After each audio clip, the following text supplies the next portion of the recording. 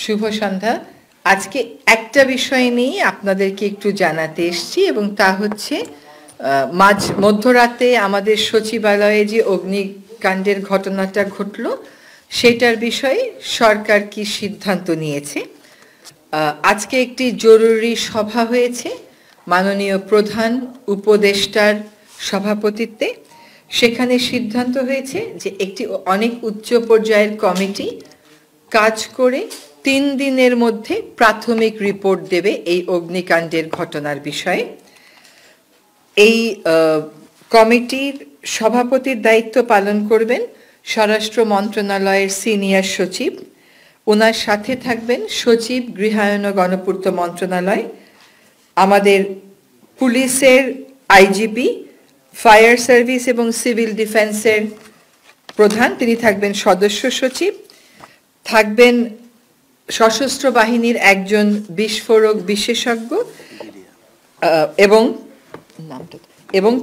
3 জন বিশেষজ্ঞ। তারা হচ্ছেন বুয়েটের থেকে একজন সিভিল ইঞ্জিনিয়ার, একজন কেমিক্যাল ইঞ্জিনিয়ার, একজন ইলেকট্রনিক ইঞ্জিনিয়ার।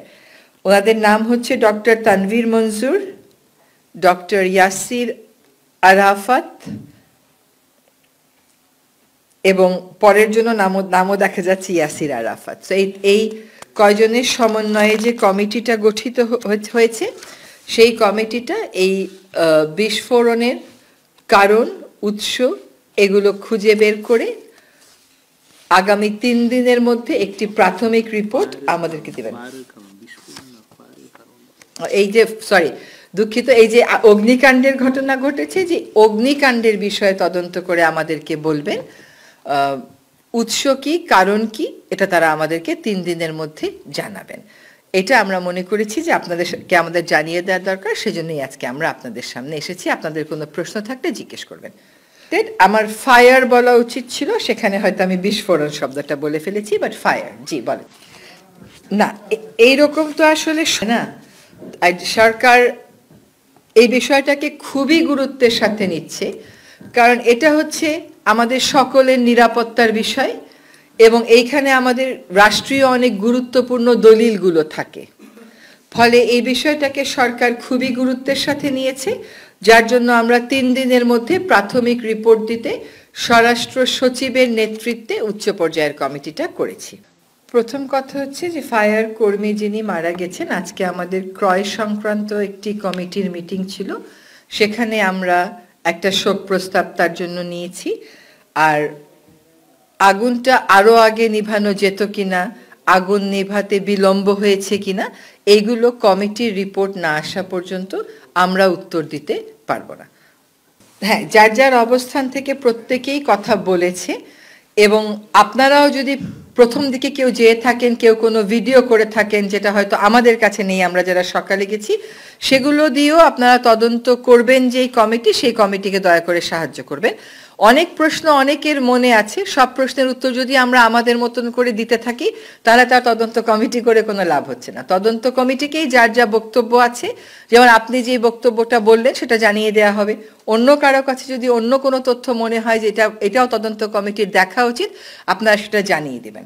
কারণ এই ঘটনা অবশ্যই একটা সুষ্ঠু এবং বিস্তারিত তদন্ত হতে হবে।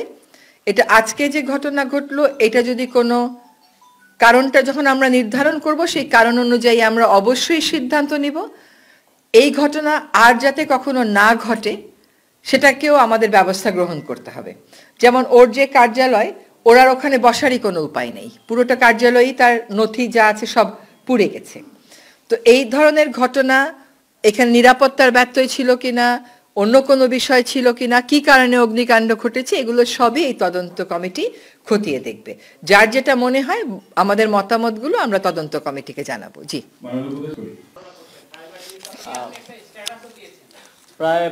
প্রায় 5টি মন্ত্রণালয়ের নথি পুড়ে গেছে। এর মধ্যে আমাদের ডাক টেলিযোগাযোগ বিভাগ হচ্ছে আংশিকভাবে ক্ষতিগ্রস্ত হয়েছে। শ্রম ও কর্মসংস্থান মন্ত্রণালয় ক্ষতিগ্রস্ত হয়েছে। যুব ক্রীড়া এবং স্থানীয় সরকার পল্লী উন্নয়ন সমবায় মন্ত্রণালয়, এছাড়াও রোডস অ্যান্ড হাইওয়ে সেটাও ক্ষতিগ্রস্ত হয়েছে। এই রোডস অ্যান্ড হাইওয়ে ডিভিশন আর হচ্ছে ডাক্তারি ডিভিশন আর বাকি 3টা মন্ত্রণালয়, এই মোট 5টা মন্ত্রণালয়ের নথিগুলো ক্ষতিগ্রস্ত হয়েছে। এর মধ্যে যুব ক্রীড়া মন্ত্রণালয়ের নথির কার্যক্রম অনলাইনে থাকার কারণে সেটা আমরা রিকভার করতে পারবো, কিন্তু স্থানীয় সরকার পরিচালনা সমবায় মন্ত্রণালয়ের কার্যক্রম পুরোটাই অ্যানালগ ভাবে হয়, পুরোটাই ফাইলে হয়। সুতরাং যে শাখাগুলোর নথিগুলো আসলে পুড়ে গেছে সেগুলো কতটুকু রিকভার করা যাবে সেটা ক্ষয়ক্ষতি নিরূপণ করার জন্য আমাদের মন্ত্রণালয় পর্যায়ে একটা কমিটি আমরা করেছি।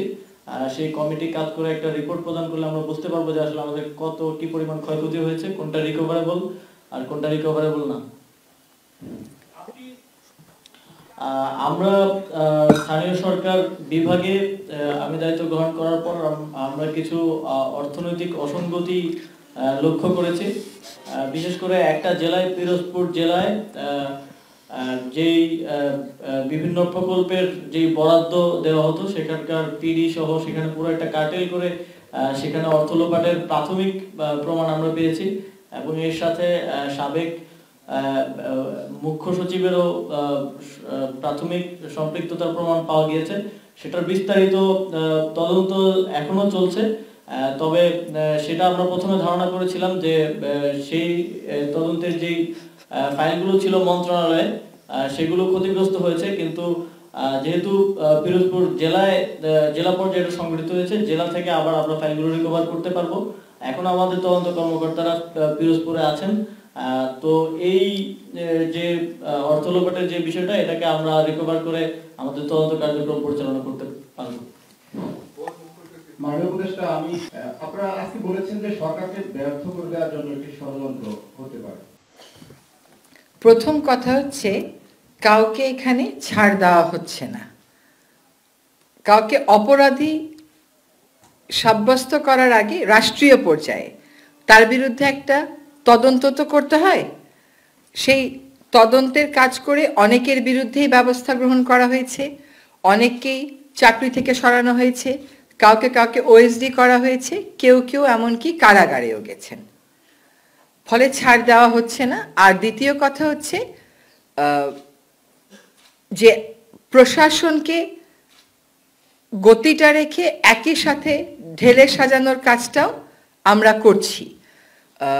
এটা এমন না যে কোনো একজন দাগী আসামি আছেন যার বিরুদ্ধে অনেক অভিযোগ আমাদের কাছে এসছে, কিন্তু আমরা কোনো তদন্ত প্রক্রিয়া শুরু করিনি। ফলে যেহেতু আইনানুগ প্রক্রিয়া ফলো করে সরকারকে এগোতে হয়, সেজন্য সরকার সেই আইনানুগ প্রক্রিয়া ফলো করছে। ক্লিয়ার করে বলি, সেটা হচ্ছে আমরা অনেক ডিজিটালাইজেশনের কথা শুনে দায়িত্বে এসেছিলাম। আবারও বলছি যে আমরা ক্ষমতায় এসছি এটা মনে করি না, দায়িত্বে এসছি। তো আজকে এই আগুনের ঘটনার পরে আমরা দেখলাম যে আসলে যে ডিজিটাল বাংলাদেশ, ডিজিটালাইজেশন, এইগুলোর খুব সফল কিন্তু খুব সুফল কিন্তু আমরা কোনো মন্ত্রণালয়েই পাচ্ছি না। নামকাওয়াস্তে একজন কর্মকর্তা, নামকাওয়াস্তে একটু প্রযুক্তি, কিন্তু ডিজিটালাইজেশন বলতে যেটা বুঝায় সেটার কিন্তু কোনো সুফল এই অগ্নিকাণ্ডের ঘটনার পরে আমরা আসলে পাচ্ছি না। এই প্রশ্নটা আপনার মতন আমাদেরও, কারণ বাংলাদেশ সচিবালয় তার একটা নিজস্ব নিরাপত্তা ব্যবস্থা আছে।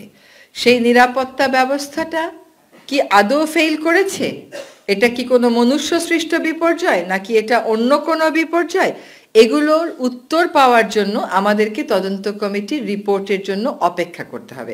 আপনি যদি তদন্ত কমিটির গঠনটা দেখেন তাহলে আপনি বুঝবেন যে সবকটা সম্ভাবনাকে মাথায় রেখেই আমরা আগাচ্ছি।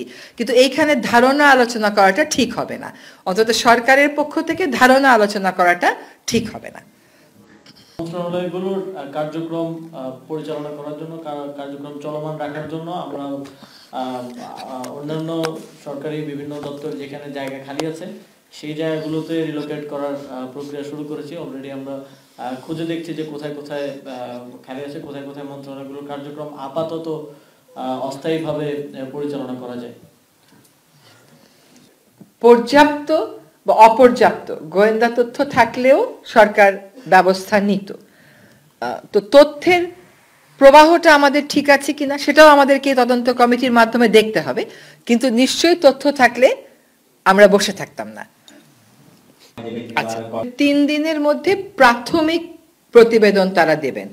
আমরা ওখানে অফিস করি, এটা তো আমাদেরও নিরাপত্তার বিষয়, রাষ্ট্রীয় গুরুত্বপূর্ণ নথির বিষয়, ফলে 3 দিনের মধ্যে তাদেরকে একটা প্রাথমিক রিপোর্ট দিতে বলা হয়েছে।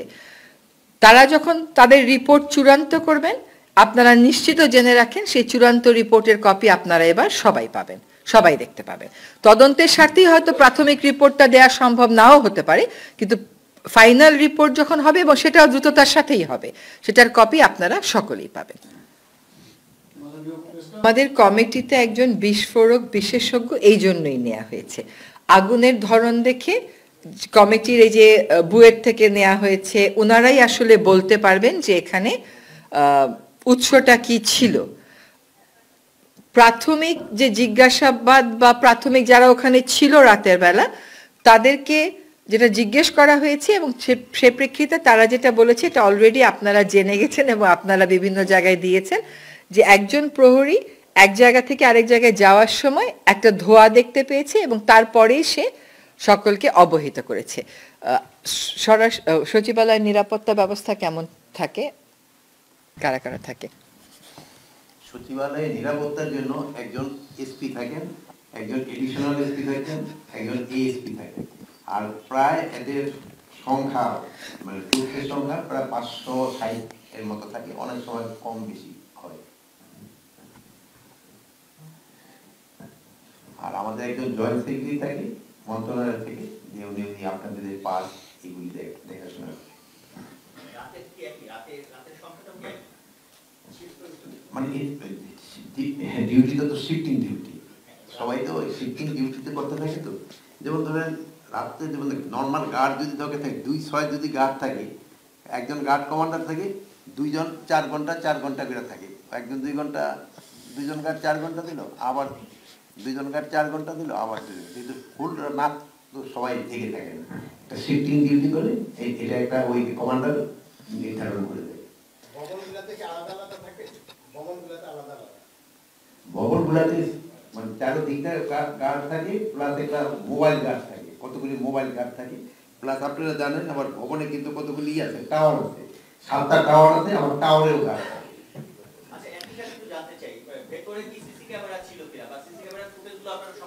জি জি, সিসি ক্যামেরা ছিল এবং ওইগুলি বাইনাও মনে সংগ্রহ করা হয়ে গেছে। আচ্ছা আচ্ছা আচ্ছা, সচিবালয়ে ইন্টারনাল ফায়ার সিস্টেম আছে।